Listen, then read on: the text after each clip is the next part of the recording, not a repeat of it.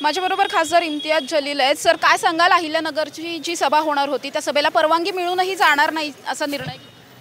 हो, एक जबाबदार नागरिक म्हणून अहमदनगर अहिल्यानगरमध्ये जे घटना काल घडली तिथे पथराव झाला आणि लाठीचार्ज करावा लागला।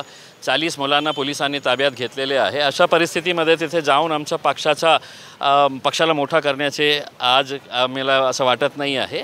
म्हणून एक जबाबदारी स्वीकारून आम्ही हे निर्णय घेतलेला आहे की आजची सभाच्या ऐवजी आम्ही 9 तारखेला तिथे येऊ। 100% पूर्वनियोजित।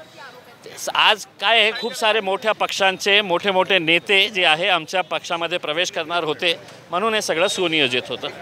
नक्कीच आपण बघतोय की हे सगळं जे काही काल अहिल्यानगरमध्ये घडलं हे सुनियोजित असतं असं म्हणताना स्वतः इम्तियाज जलील आपल्याला पाहायला मिळतात।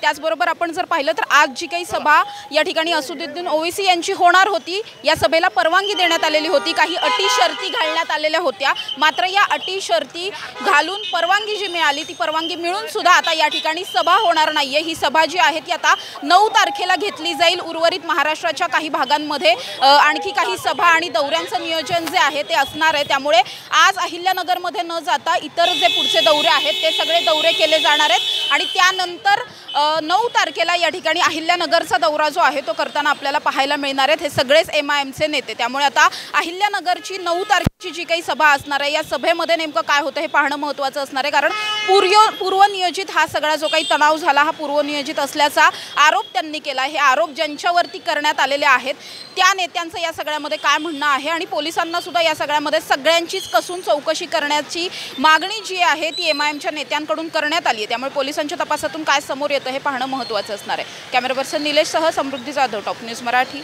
पुणे। आता जोकासू STP या अत्याधुनिक जॅपनीज तंत्रज्ञानाने सुसज्ज, quick installation, energy efficient, noiseless blowers, low maintenance या आणि अशा वैशिष्ट्यांनी परिपूर्ण जोकासू STP तंत्रज्ञान प्रकल्प उभारणीपासून ते विक्री पश्चात समाधानकारक सेवा देणारी, भारताबरोबरच परदेशात देखील प्रकल्पांची यशस्वी उभारणी करणारी company Deccan water treatment private limited.